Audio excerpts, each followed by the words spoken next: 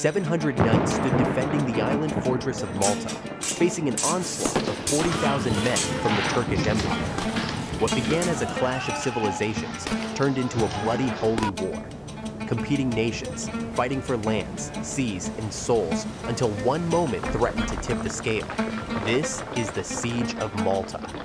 The battle for the soul of Europe. Another running horse epic in history that's gotta be a movie. Hold steady, because we're dropping right into a huge event. Islam's expansion westward had long encroached on Christian lands. Saladin had reclaimed Jerusalem from the Crusaders, striking at the heart of Christendom in 1187. Followed by the Christian king's final stand at Nicopolis in 1396, where they were utterly defeated. But the greatest catastrophe came to Europe in 1453, as the Ottoman Empire swept through the Balkans and sacked Constantinople.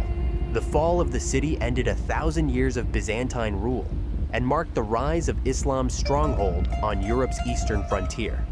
Suleiman the Magnificent, Sultan of the Ottoman Empire, had inherited a nation built on conquest, an ambitious ruler who dreamed of raising the Islamic flag over Europe.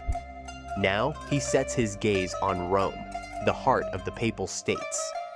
But before such a conquest could manifest, dominance of the Mediterranean Sea was required, and standing in the way was the Christian-held island fortress of Malta, one of the most besieged strongholds in recorded history.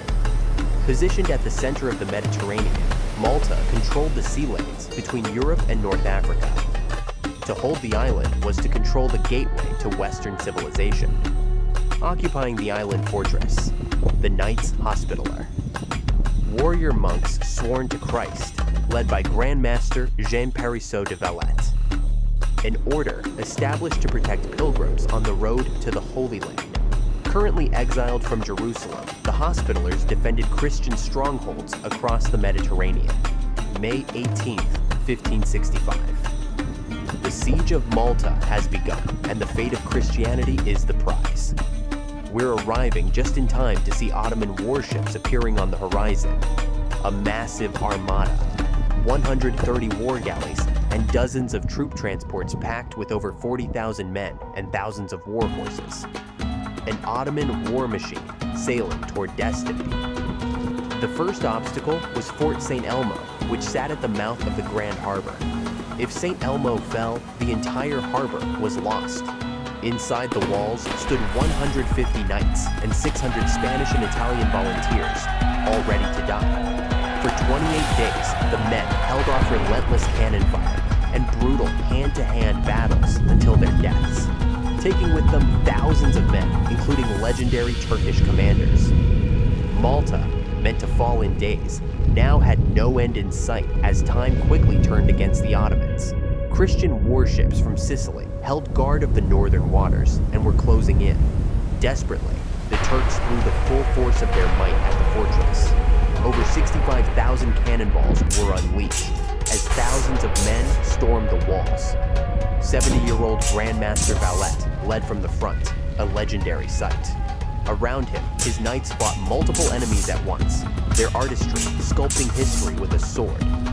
Christian reinforcements from Sicily arrived just days later. The Ottomans, already demoralized, had no choice but to turn sail, breaking the siege. Their 1,200 war horses never to set ground on the island. The Siege of Malta was over, and with it, the greatest invasion Christian Europe had ever faced was turned away. Running Horse, here's Mel Gibson's eyeing this for a movie. And yeah, that'd be epic. Until then, subscribe and ride along as we set off for the next quest in time.